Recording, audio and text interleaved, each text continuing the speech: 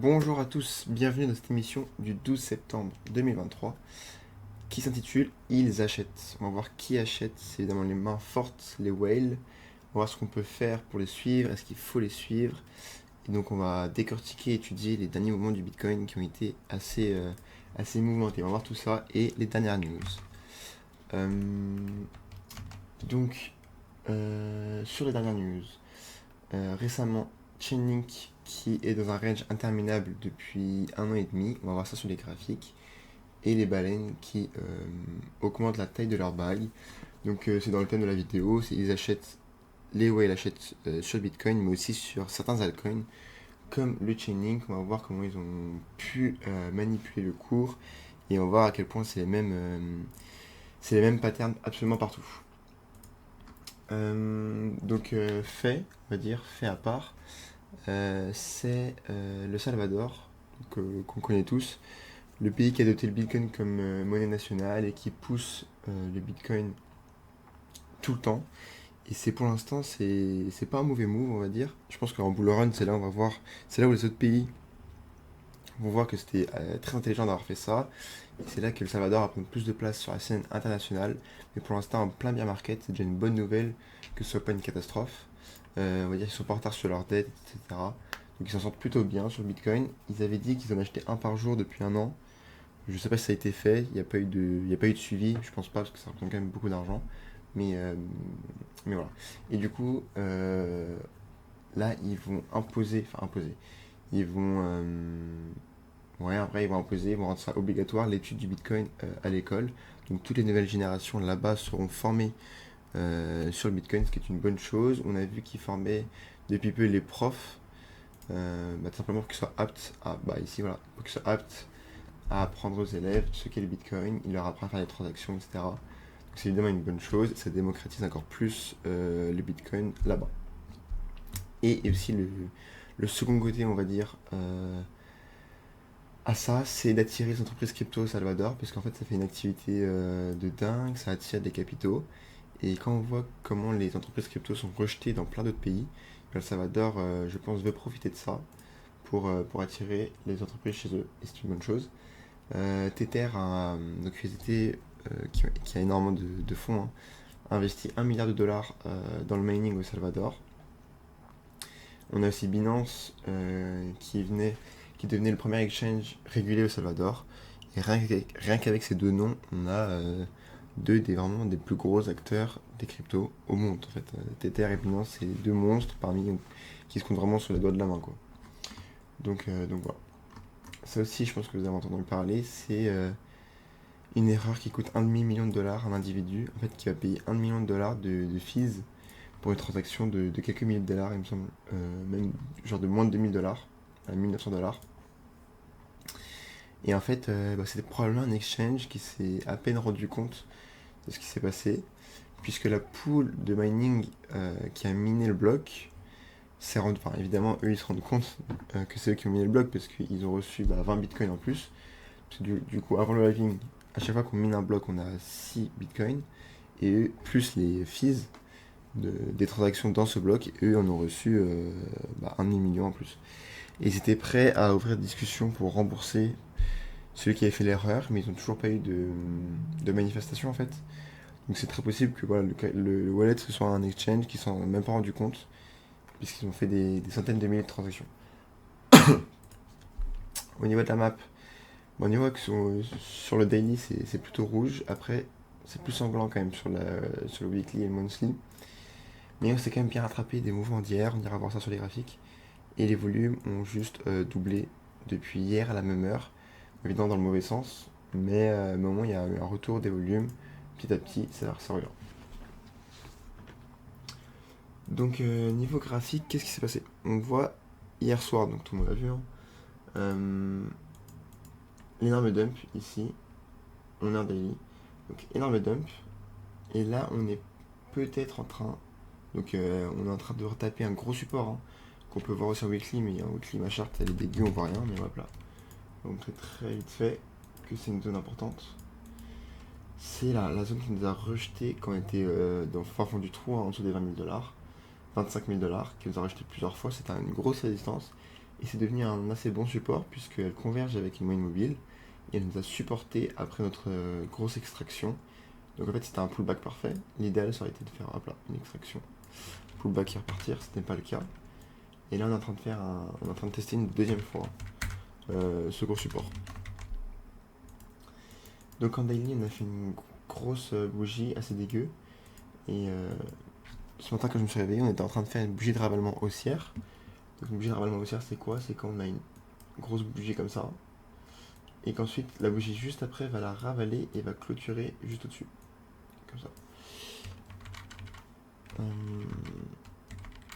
Donc là en gros il faudrait qu'on clôture, vous voyez, au-dessus du dernier corps de bougie. Et ce serait un gros signal bullish et ça montrerait un gros momentum bullish des acheteurs quoi, en fait. On va dire ça décrédibiliserait le mouvement baissier qu'on a eu hier. Donc à voir en ce moment, on a pour l'instant on a une image dégueulasse, on est en train de se faire rejeter. Mais oui, si la clôture daily, elle n'est pas tout de suite et on verra. Donc ça c'est sur le Bitcoin. Au niveau 4 heures, c'est très intéressant je trouve. Parce que là, on est dans une zone d'accumulation de Wyckoff. En fait, c'est une théorie, la théorie de Wyckoff. Je pense que ça mérite clairement une vidéo entière dédiée à ça. Mais qu'est-ce que ça stipule? Ça stipule qu'en fait, c'est les mains fortes. Donc en fait, c'est les institutions. Dans d'autres cas, on peut dire BlackRock, quoi. Mais en fait, c'est des institutions avec un gros I, on va dire. C'est toutes les institutions. Pas que BlackRock. On va dire toutes les whales, les mains fortes, qui vont manipuler les marchés de sorte à créer des zones de support et des liquidités où ils veulent afin de pouvoir rentrer sur le marché avec les liquidités qu'ils veulent. Parce que eux, ils gèrent des liquidités énormes. Et par exemple, si tu veux acheter au marché là 1 milliard de bitcoin, ça va pas le faire parce que tu vas te bouffer un price impact de dingue. Je sais pas si c'est 1 milliard ou plus, mais bon, ils ne peuvent pas en fait, ils gèrent trop de fonds pour faire ça. Du coup, comment ils font? Ici, ils ont provoqué une grosse baisse. Donc on a le primary support, c'est dans la théorie de Wyckoff, hein, et le selling climax. Et ça va créer une zone de support ici, avec le selling climax et ce qu'on appelle des secondary tests. Donc là, il y a peut-être des accumulations de Wyckoff dans des accumulations de Wyckoff, etc. Mais déjà, on a un 4 heures, c'est une assez courte time frame. Mais en gros, voilà, ils vont créer un support. Ils vont tester quelques fois. Donc les gens vont mettre de l'équité en dessous de ce support. Ils vont mettre des longues. Les gens vont acheter, etc., etc. Mais c'est plus pour les futurs, les longues, qui vont acheter en dessous de ce support. Et aussi, on a ceux qui, dès qu'on va breakout, à la baisse par exemple, ils vont shorter. Ils vont shorter, ils vont vendre, etc. Ça va créer plein de liquidités, plein de mouvements en dessous de ce support. Et eux, ce qu'ils vont faire, là par exemple, c'est People ce qu'ils vont faire, selon cette théorie, c'est que hop, ici ils ont vendu fortement, ils ont créé ce breakout à la baisse, et là ils ont liquidé tous les longs. Et en fait, c'est ça qui crée la contrepartie pour eux pour pouvoir acheter. Parce que quand on liquide un long, et ben on vend l'ordre qu'il a acheté. C'est un contrat, quoi. Il le vend, ça se vend au marché et ça crée de la liquidité sur le marché, ça crée de la vente sur le marché et de la contrepartie pour ces whales. Et donc, eux, cette contrepartie, ils vont la racheter et c'est ce qui va leur permettre de rentrer avec leur liquidité de dingue. Là, ils ont liquidé les longs et c'est ça qu'on dit qu'on va chercher la liquidité. C'est ça. On va chercher la liquidité, on va créer de la contrepartie pour ces whales qui vont racheter tout leur bitcoin à beaucoup moins cher que ici. Et lorsqu'on vient ici, ils vont clôturer les positions qu'ils ont utilisées pour faire baisser le marché. Donc là, ils sont break-even et là, ils sont en gain. Donc ça, c'est une accumulation de Wyckoff. Et à l'inverse, on a une distribution de Wyckoff. Quand c'est à l'inverse, hein, on fait la même chose, on inverse tout. Donc clairement, selon cette théorie, c'est une simple manipulation et on vise les hauts du range. Voilà, on a pris la liquidité, maintenant on vise le haut et on vise un mouvement aussi. Donc voilà sur Bitcoin, ça aiderait qu'on fasse une bougie d'avalement haussière pour, on va dire, pour pousser cette théorie-là. Mais on verra ce qui se passe. Et au niveau du RSI, ça reviendra 44 heures. On est quasi au 30, il nous reste quand même un tout petit peu de mou. En daily weekly, un autre niveau très important, c'est le gap CME. Le gap CME, c'est quoi? Si on regarde le Chicago Mercantile Exchange, donc en fait, c'est les futurs du Bitcoin.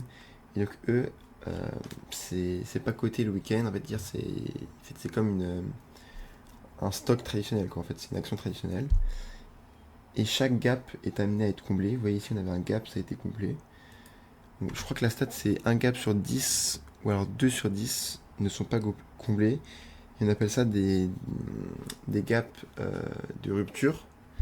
Et donc ici, on a un gap des 20 000 au 20, voilà, 21 000. Donc là, on a un gap de rupture haussière. C'est-à-dire que là, vendredi soir, le Bitcoin était là, et lundi matin, il a rouvert, et le Bitcoin était là. De manière générale, on les comble, mais donc, comme je dis, pas tout le temps. Donc là, ce serait bien de ne pas le combler. Ça montrerait le fait qu'on est revenu dans une structure haussière. Mais on va dire que si le support lâche, notre prochain support, c'est les 20 000. C'est les 20 000 et ce gap CME. Bon, ce serait pas terrible, mais voilà, au moins vous savez où est-ce qu'on ira. Si on casse ces 25 000 qui sont une grande zone de support, qui deviendront une grosse résistance. Donc voilà pour le Bitcoin. Ethereum, bah pareil, hein, mais on voit qu'on est un peu en retard sur le Bitcoin, parce que quand Bitcoin on est au-dessus de la bougie par rapport à la dernière bougie, Ethereum on en est encore bien loin. Ça peut faire un W aussi. Donc Ethereum, on va voir, ça résistait plutôt bien. Après là, le RSI, il est à 30, c'est vraiment très bas. Moi, je pense qu'on peut faire un W, c'est vraiment pas cher, 1500.